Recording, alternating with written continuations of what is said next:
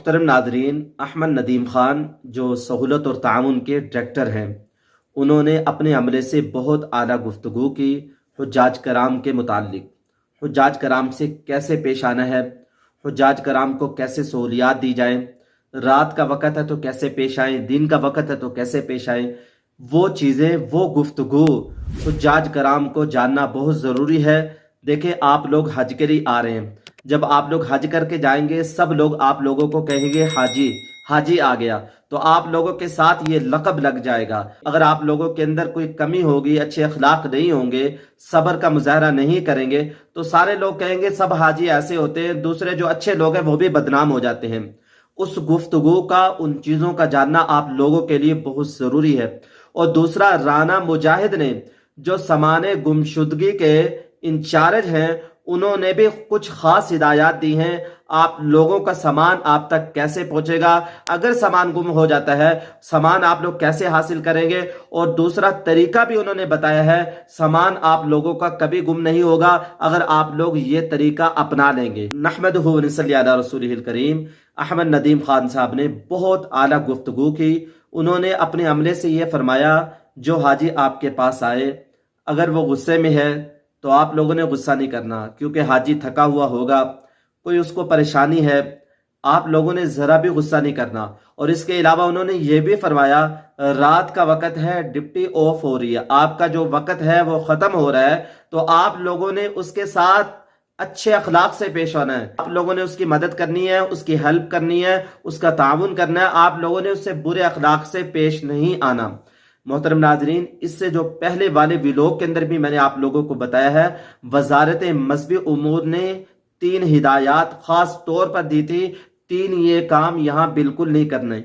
پہلا کام، گالی گلوچ، لڑائی اختیار یہاں نہیں کرنی، اور دوسرا کام، سیاسی سرگرمیاں ہیں اس میں آپ لوگوں نے بالکل نہیں پڑھنا، یہاں سیاسی باتیں نہیں کرنی۔ پہلا کام، لڑائی جھگڑا نہیں کرنا، دوسرا کام، سیاسی سرگرمیاں اس میں آپ لوگوں نے بالکل نہیں پڑھنا، اور اس کے علاوہ تیسرا کام، اپنے کسی ادارے کے لیے آپ لوگوں نے چندے کی اپیل نہیں کرنی، مکہ مکرمہ میں، مدینہ منورہ میں یا کسی مسجد کے اندر، یہ آپ لوگوں نے کام نہیں کرنے۔ انہوں نے فرمایا، پاکستانی سفیر یہاں پر موجود ہے، اگر آپ لوگ کوئی برا کام کریں گے تو ان کو شکایت کریں گے، پھر پریشانی ہوگی، وہ ان سفیروں کو شکایت کرے گی، پھر بدنامی ہوگی۔ آپ لوگ ایک مہذب پاکستانی ہونے کا مظاہرہ کریں۔ پہلی چیز، حجاج کرام صبر کا مظاہرہ کریں، اچھے اخلاق سے پیش آئیں۔ دیکھیں، وہ اپنے عملے کو یہ سمجھا رہے ہیں، تم نے حجاج کرام کے ساتھ الجھنا نہیں ہے، حجاج کرام کے ساتھ برے سلوک سے پیش نہیں آنا۔ میں یہ کہوں گا جو حجاج کرام ہے وہ بھی ایک اچھے اخلاق سے پیش آئے۔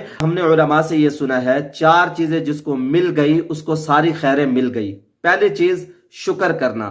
قرآن نے یہ فرمایا ہے، جو شکر کرے گا نا اس کی نعمتوں کو اللہ بڑھا دیں گے۔ دیکھیں، قرآن تو سچا ہے نا، ہم شکر کرتے جائیں اللہ نعمتوں کو زیادہ کرتا چلا جائے گا۔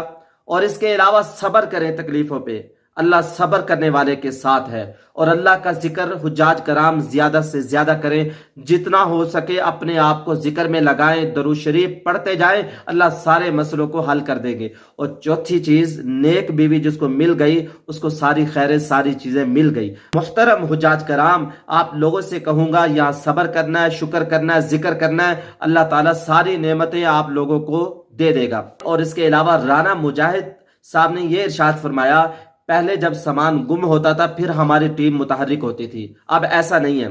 اب ایسا ہے، پہلے سے ہی ہماری ٹیم متحرک ہوتی ہے۔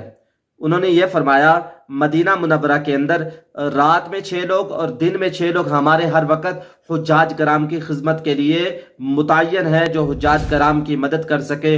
حجاج کرام کو کوئی مسئلہ ہے ایئرپورٹ پر، وہ ان کے لیے ہر وقت یعنی متعین کر رکھے ہیں۔ اور اس کے علاوہ یہ فرمایا کہ جب آپ لوگوں کا سامان جدہ ایئرپورٹ پر پہنچ جائے گا اور ہوٹل میں آئے گا، وہاں ہمارا عملہ، ہماری ٹیم ہر وقت موجود ہوگی۔ کوئی حاجی دوسرے کا سامان لے کر نہیں جائے گا، جس کا جو سامان ہوگا وہی لے کے جائے گا۔ اس طریقے سے یعنی کسی کا سامان گم نہیں ہوگا۔ یہ سہولت آپ لوگوں کو نہیں دی گئی ہے۔ مکہ مکرمہ ہوٹل پر یہ لوگ موجود ہوں گے، آپ لوگوں کی مدد کریں گے، جو آپ کا سامان ہوگا وہی آپ لوگوں کو دیا جائے گا، یعنی کوئی حاجی دوسرے کا سامان لے کر نہیں جائے گا۔ اس کے علاوہ انہوں نے یہ بتایا کہ اگر کسی آدمی کا سامان گم ہو جاتا ہے، حج ایپ کے اندر شکایت والے خانے میں جائیں، وہاں ہمیں شکایت کریں، ہم انشاءاللہ آپ کا سامان آپ لوگوں کے کمرے میں، آپ لوگوں کے روم میں پہنچا دیں گے۔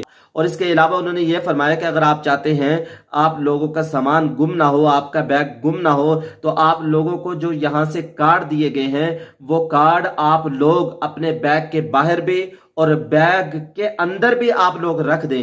باہر ایسے ہو سکتا ہے سامان اوپر نیچے پھینکتے وقت وہ کہیں گم نہ ہو جائے، گر نہ جائے، تو آپ لوگوں کے بیگ کے اندر ہوگا، ہم بیگ کھول کے آپ لوگوں وہ کارڈ چیک کریں گے اور آپ تک سامان کو پہنچا دیں گے۔ دیکھیں محترم ناظرین، بہت ساری سہولیات ہیں، انشاءاللہ آپ لوگوں کا اس دفعہ سامان گم نہیں ہوگا۔ مکہ مکرمہ میں ہوٹل کے اندر یہ ٹیم موجود ہوگی، آپ لوگوں کو آپ کے ہاتھ میں آپ کا ہی بیگ ملے گا۔ اس کے علاوہ یعنی دوسروں کا بیگ آپ نہیں لے جائیں گے۔ اگر آپ لوگوں کا سامان گم ہو جاتا ہے، پاک حج ایپ پہ جائیں، شکایت والے خانے کے اندر آپ لوگ وہاں جا کر شکایت کریں، انشاءاللہ آپ لوگوں کا سامان مل جائے گا۔